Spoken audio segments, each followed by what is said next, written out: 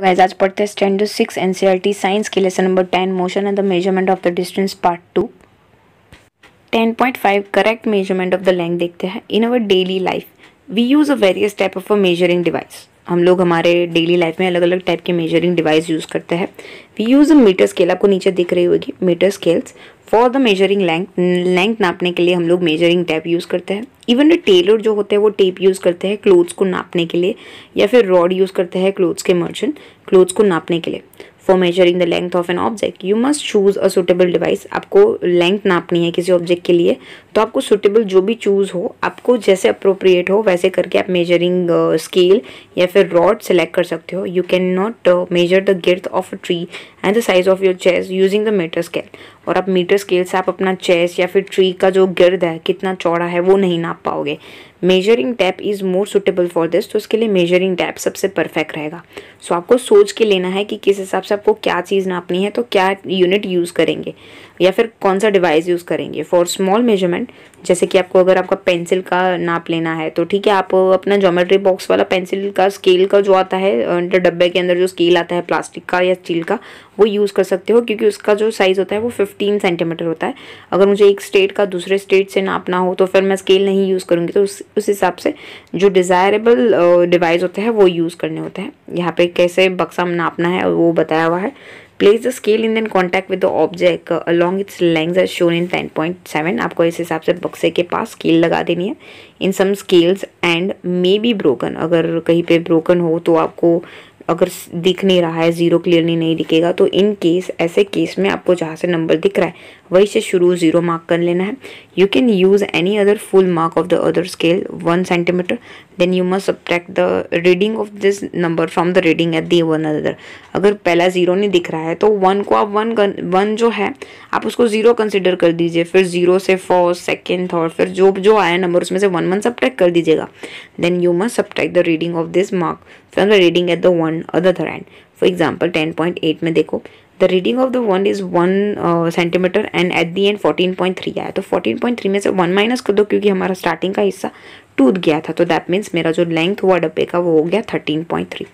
Correct position of eyes is also important for the measuring. ऐसे सीधे measurement लेना चाहिए, अगर आप थोड़ा क्रॉस नीचे से ऊपर से लोगे तो नहीं चलेगा। Your eyes must be exactly in front of a point where the measurement is be taken. 10.9 में आपको पोजीशन बी दिख रही है जो हम लोग नेक्स्ट पेज पे देखेंगे। करेक्ट पोजीशन आइज बहुत इंपॉर्टेंट है क्योंकि इसकी वजह से हम लोग की रीडिंग डिफरेंस आ सकती है। देखिए जो बी है वो परफेक्टली देख रहा है और सी और ए का मेजरमेंट थोड़ा वेरिड आ रहा है। सो ये राइट टेक्निक है मेजरमेंट देखने की। एक्टिविटी 3 देखते हैं।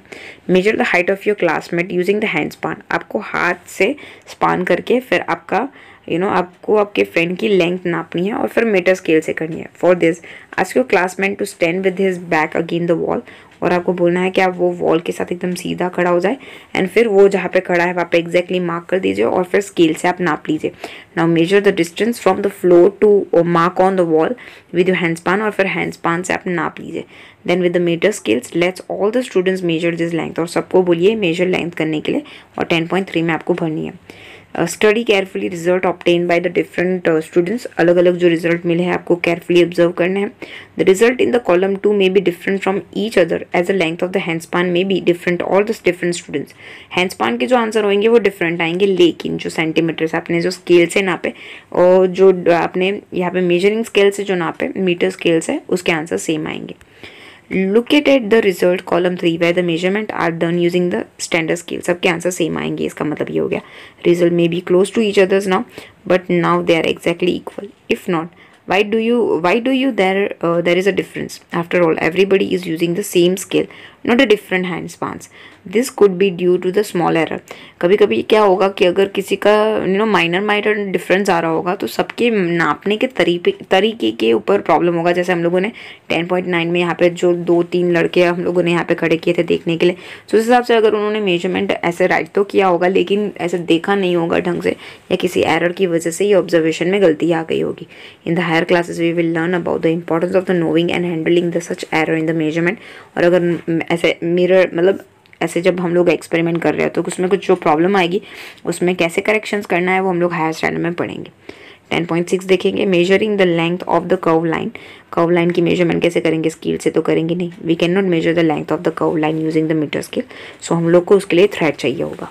एक्टिविटी 4 में यहाँ पे बताया हुआ है आपको A to B ऐसे लाइन बताई हुई है, यहाँ पे कर्व लाइन दिखाई हुई है, आपको एक नॉट लेनी है, थ्रेड की बांध देनी है और एक एंड से उसको ऐसे पकड़ते पकड़ते आपको पिक्चर में दिखा रहा है, ऐसे टॉन्ट करते सीधा सीधा करके थंब और फिंगर की मदद से ऐसे नापनी है एंड फिर ऐसे hold the thread at the end point of the one hand and फिर दूसरे हाथ से उसको स्ट्रेच करनी है और इस हिसाब से आगे आगे आगे बढ़ते रहना है और फिर वो कर्व लाइन इस हिसाब से नापनी है और फिर स्केल के ऊपर रख के देखना है and repeat this process till आप बी तक ना पहुंच जाओ।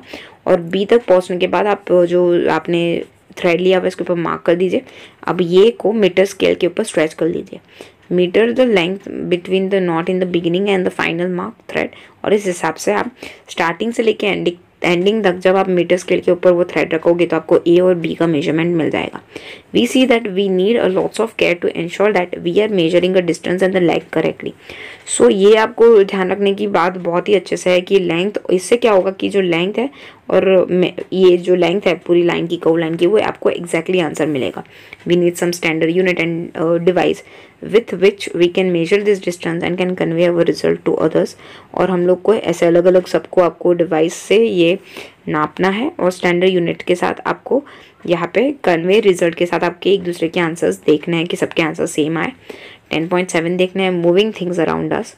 एक्टिविटी 5 देखेंगे, think of some objects you have seen recently, आपने अभी अभी देखा हो, शायद mosquito, table, paper, people, desk या फिर कुछ भी, maybe a butterfly, dog, cow, your hands, small babies or fish in the water, house, factory, stones, a horse, ball, bat, moving train, showing machines। आपको लीस्ट बनानी है, ठीक है। And which of this are moving, और उसमें से कौन सी चीज़ move कर रही है और कौन सी नहीं है। यहाँ पे कुछ एग्जाम्पल दिए हुए हैं, हाउस, टेबल क्लॉक रेस्ट पर है, फ्लाइंग बर्ड्स और सेकेंड हैंड्स क्लॉक का वो मूव कर रहा है, ठीक है। How did you decides whether the object is in the motion और नॉट, आपको कैसे पता पड़ेगा कि वो ऑब्जेक्ट मूव कर रहा है या नहीं। You might have noticed that the birds is not at the same place after some time। Bird जो होंगे थोड़े टाइम के बाद एक जगह पे नहीं होंगे, while the table is at the same place, लेकिन जो टेबल होगा वो वही का वही होगा। On this basis you may have decide whether an object is at the rest or in a motion। आप उससे ये पता कर पाओगे कि वो अगर वही पड़ा है तो वो रेस्ट पे है, अगर वो वहाँ नहीं है कहीं और है तो वो मोशन में है। इसके लिए हम लोग एक एक्टिविटी करेंगे एंड का, spread the large sheet of a white paper on the ground and थोड़ी सी शुगर के दाने आपको डाल देना है। Ant I like to attract to the sugar, और एंड अट्रैक्ट होके शुगर के पास आएगी। You will find the many ant crawling on the sheet of a paper. आपको थोड़ी थोड़ी देर के बाद देखोगा तो आपकी पूरी लाइन दिखेगी आपको यहाँ पे एंड की।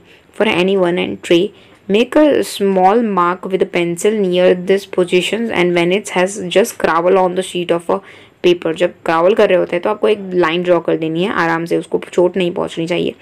Keep marking this position after the few seconds, आपको मार्क करनी है तो आपको कुछ इस हिसाब से उसकी पोजीशन दिखेगी।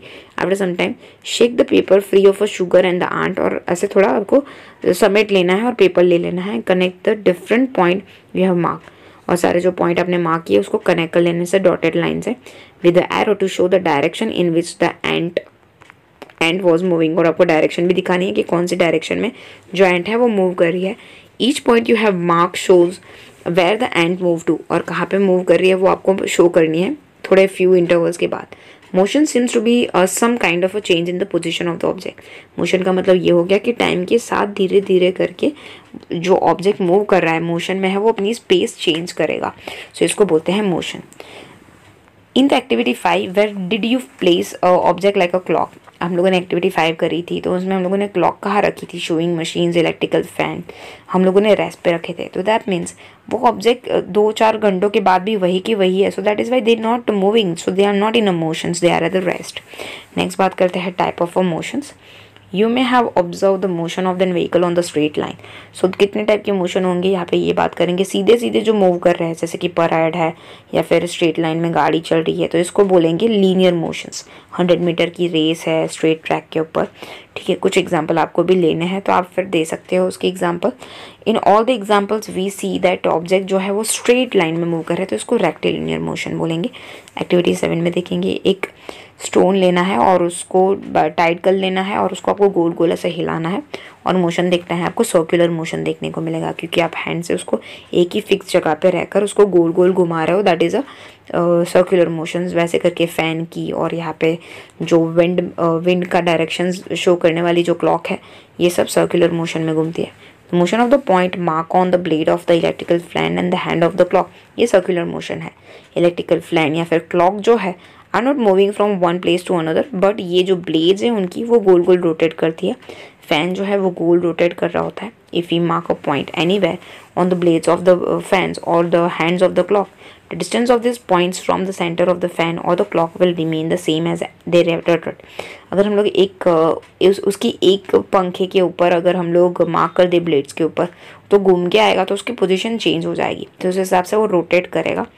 इन some cases an object repeat its motion after some times, कुछ जो ऑब्जेक्ट होते हैं वो उनका मोशन थोड़ी थोड़ी देर के बाद रिपीट करते रहते हैं, उसको बोलते हैं पीरियोडिक मोशन। जैसे कि स्विंग ले लो, ठीक है, अगर वो आगे पीछे जा रही है, पेंडुलम ले लो, गिटार ले लो, ठीक है।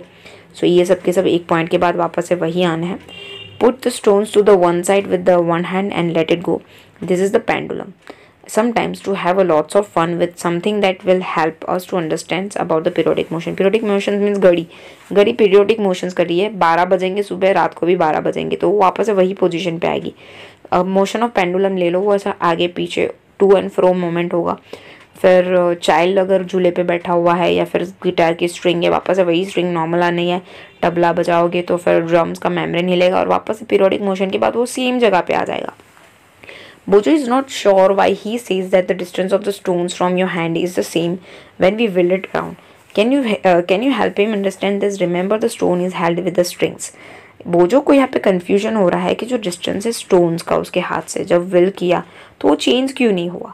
Distance of the stones from the hand is the same, क्योंकि उसका डिस्टेंस सेम क्यों रहा, क्योंकि वो सर्कुलर मोशन में एवरी टाइम वो डायरेक्शन बदल रहा है। एवरी टाइम जब वो स्टोन डायरेक्शन बदलेगा तो वो सर्कुलर मोशन में मूव करेगा एंड उसकी वजह से होगा क्या, वो गोल गोल गोल गोल घूमता रहेगा और उसकी वजह से उसका डिस्टेंस चेंज ही नहीं होगा, सेम का सेम रहेगा। कुछ एग्जाम्पल बताया हुआ है यहाँ पे पीरियोडिक मोशंस के। एन ऑब्जेक्ट और the part of its repeat motion fix after interval time. यहाँ पे पीरियोडिक मोशंस का डिफाइन बताया कि एक फिक्स पीरियड ऑफ टाइम में वो ऑब्जेक्ट रिपीटेडली मोशन करता रहेगा। Did you observe the swing machines part activity 5 में देखा होगा तो आपने, you must have observed that it remain at the same location while the wheel moves with the circular motion. Wheel इसमें move होगा swing machine में, लेकिन machine तो उधर ही रहेगा। इट ऑल्सो है द नीडल जो मूव होगी up and down up and down. So as the long as the wheel rotate it isn't it, जब तक व्हील मूव होता रहेगा तब उसकी जो सुई होगी वो ऊपर नीचे होती रहेगी। इसको भी पीरियोडिक मोशन बोलेंगे। Have you observe closely the motion of the ball on the ground here. The ball is rolling on the ground, rotations as well as the moving forward the ground। जब हम लोग ball को ज़मीन के ऊपर फेंकते हैं तो रोटेशनल मूवमेंट बताती है, तो उसको रोटेशनल मोशन बोलते हैं। रेक्टिलिनियर मोशन भी बोलेंगे क्योंकि वो बॉल सीधा जा रहा है ज़मीन के ऊपर। Can you think of the other example where the object undergo combinations of the different type of a motion.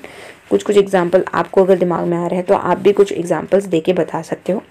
We did many measurement activity and discuss some kind of emotions। हम लोगों ने कुछ एक्टिविटी हम लोगों ने बहुत सारी activity की। मेजरमेंट क्या है, मोशंस क्या है, उसके बारे में। We show that motion is change in the position of the object with the time. Time के साथ ऑब्जेक्ट के जो डिस्टेंस में जो चेंज आता है उसे बोलते हैं motion. The change in this motions can be determine through the distance measurement. और जो टाइम के अंदर चेंज आने की वजह से जो ऑब्जेक्ट का पोजीशन है वो बदलता है, उसको बोलते हैं motion. And this allow us to know how fast और स्लो मोशन में स्लो और फास्ट मोशन भी आते हैं, कितना स्पीड से जाता है कितना स्लो जाता है। इससे ये भी होता है कि हम लोग मोशन की एक और टाइप भी दे सकते हैं, फास्ट मोशन और slow motion. The moment of the snail जो बहुत ही स्लो जाती है तो वो स्लो मोशन हो गया। बटरफ्लाई फ्लटरिंग करती है फ्लावर टू फ्लावर तो फास्ट मोशन हो गया। रिवर एकदम क्लियरली राउंडेड पेबल बना के आगे बढ़ती जाती है, मतलब रिवर फ्लो होती है पत्थरों से, सो ये फास्ट मोशन हो गया। एरोप्लेन फ्लाई जेट, ये फास्ट मोशन हो गया। Making jet trains, moons going around the earth, blood blowing inside of a body, ये सारे के सारे मोशन शो करते हैं हमारी बॉडी के अंदर। और हमारे आजू बाजू ऐसे कई सारी चीज़ें हैं जो मोशन करती रहती है। होपफुली आपको समझ में आ गया होगा। Thank you so much. अभी तक आपने हमारी चैनल को सब्सक्राइब नहीं किया है तो सब्सक्राइब आइकन को क्लिक करके सब्सक्राइब कर दीजिए। कमेंट में ज़रूर बताइए वीडियो आपको कैसी लगी और लाइक करना मत भूलिएगा। Thank you so much.